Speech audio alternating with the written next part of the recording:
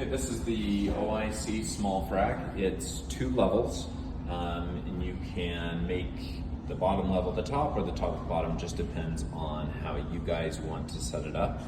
We can go over the bottom portion or the instrumentation portion initially. Inside this first caddy, you're going to have some 1/3 tubular style plates, and then underneath you will have your compression plates for forearm fractures and things like that. Those are just stacked on top of each other. You have your French bender, which is primarily useful for clavicle plates, for bending the clavicle plates. Do know that there is a smaller side and a larger side depending on the plate that you are bending, and then you can also bend them out of plane down here on the other side. You also have your more traditional plate benders, which are probably used more often than not. Very similar to anybody else's. You'll have your pregnant Holmans or your skinny Holmans down here as well.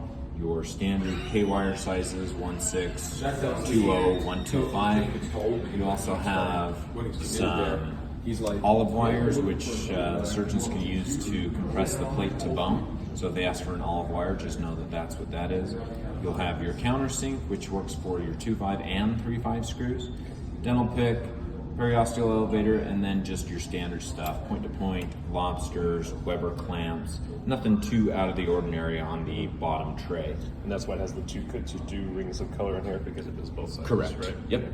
Yep. Gold for 2/5, white for 3/5. Okay. Same thing up here to go along with the colors. Your gold is your 2/5 screws. You have your locking and non-locking screws. Down here are your locking sleeves for locking screws. These are pretty small, so sometimes the doctors will spin 2 together to make them a little longer. Just know when it comes time to removing it, they have to spin the bottom one, but that will make it a little bit easier to spin them together. You can also stick them on a T10 driver, and that makes it a little longer as well, which I do recommend. So anytime you do hand this to a doctor, I would recommend just putting it on a driver. And there's 3 of those in the set, just in case one hits the ground or is lost. You have your standard instrumentation here. You'll have your gold depth gauge, which is always used with the 2/5 screws. You have 2 drivers, 2 of your 1.8 drills, soft tissue sleeve, torque limiter, which can be used on power and on hand, and then your single small driver. If the surgeon is wanting to do a lag screw, that's where this will come into play. You'll be using a 2/5 drill, which is the same diameter as the screw, and then you would use a 1.8 drill. So typically the order of operations when doing a lag screw, most guys will drill the large hole first. So they'll take the soft tissue sleeve, drill that first hole, and then they'll flip it, and then use the 1.8 drill to drill the far cortex. Once that's done, then they will send in a non-locking 2/5 screw. Some doctors will prefer to use a top hat. Once they drill that first hole, they can stick this in the larger hole and then drill through that instead. So very similar to other companies as well. On the other side, you'll have your 3/5 screws. It's identical to the 2/5, just larger.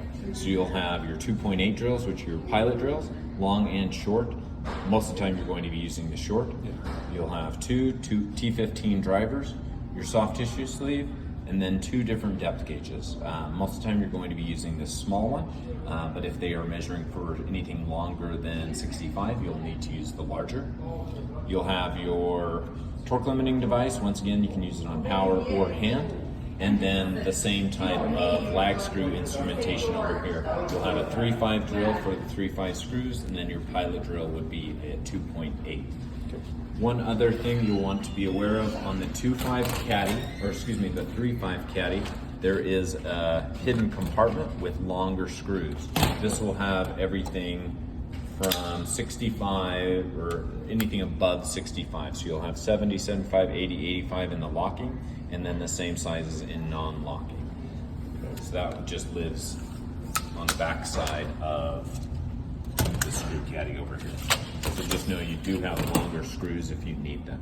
Okay, what about this one? In this little window here, you'll have your washers used for the 3/5 screws only, and then head covers. Head covers can be very beneficial if the doctor is putting on a clavicle plate, and let's say they have 3 screws here and 3 screws here, and there are 2 holes that don't have screws. A lot of times the doctors will choose to put a hole cover, essentially, in the hole, which strengthens the plate. You don't have to do that, but if the doctor feels like the patient may be non-compliant or maybe has a history of non-union, malunion, something like that, then it can be beneficial. So just know that it's essentially a locking screw head without the threaded portion. So those will also live in the little compartment. Okay.